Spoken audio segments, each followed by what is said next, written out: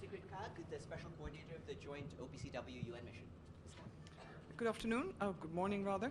I've just come out, as you know, from the first Security Council briefing on the basis of the SG's report, which submits the TG of OPCW's report after the first full month of work by the Joint Mission. The report speaks of progress to date under very difficult circumstances. It speaks also, of course, of the very rapid launch of the Joint Mission, leveraging the sort of combined assets and expertise of the two organizations. It speaks of the constructive cooperation with the Syrian authorities, and of course it also references the need for future international assistance, subject to the approval by the Executive Council of OPCW on the 15th of November of the destruction plan, which is the famous phase 3 of the overall plan. We had a very good discussion with Council members. Questions were raised on the security of staff, safety and security, possible anticipated roles by the Joint Mission in obviously continued verification monitoring, but also support to the implementation of phase 3 when agreed. And generally some other questions about the two sites which we could not yet visit, but they were abandoned under the Syrian Declaration to OPCW. And as we've noted also in media reports, and I know the DG of OPCW and I have in my report, the intent will be to visit them in future subject to security conditions in country. Thank you. Mrs. Kaag, what about the Karaman, please. Thank you. Now, do you think that with the cooperation with the Syrian government, the whole process will be fast and will be more quick than anticipated before? We've benefited from very quick and constructive collaboration, and it's perhaps not what I think. We count on continued close collaboration, and a number of member states note the need to keep up the momentum because it's important. It's a very important mission, and the intermediate deadlines that are anticipated in the destruction plan are very clear. What about Michelle? Thank you. A recent letter said that the mission only had enough money through to November. How concerned are you about a lack of money to fund? And apparently that is an erroneous report and is being corrected by OPCW. Thank you. What about the destruction of the chemical weapons? You were in Russia recently.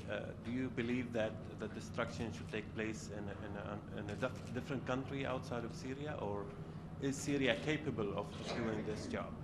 I think for these questions it's not necessarily what I believe. There's an ongoing discussion, negotiation this week in The Hague. The planning teams where the Syrian authorities, UN and OPCW experts are convening to look at the details, and the best possible options, of course, I presume will be decided upon, and it will be known by the 15th of November. Thank you. Sure. Also on funding, when there's supposed to be this UN trust fund, and it hasn't yet started at least reporting.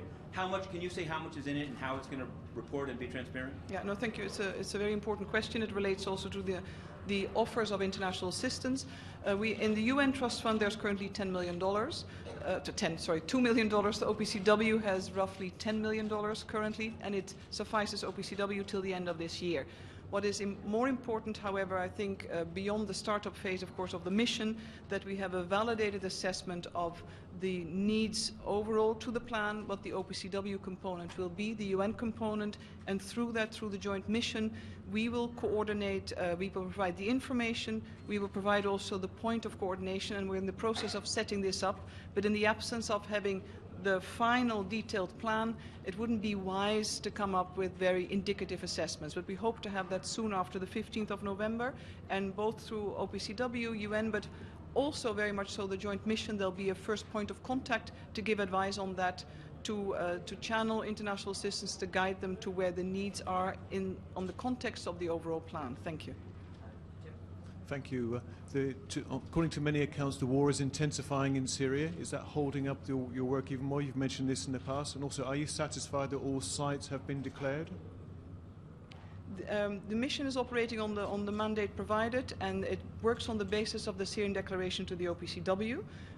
In terms of security conditions, we are operating as a joint mission in an active war zone. The conflict is, of course, of daily concern, not only to the mission, but to the people of Syria. But for the safety and security of the joint mission, we make our security assessments on an ongoing basis, and we will continue to do so. Thank you. I know that Ms. Kaag is international, so one last question, so many, and then we'll have to wrap this up. Could you speak about cooperation from the rebels in the rebel-held areas? And on the local level, there are ongoing contacts when it comes to enabling access, and again with a viewpoint to enable access in safe, secure environment. The SG's letter speaks of outreach to all concerned, all relevant, and that's all I can say right now. Thank you. Thanks very much.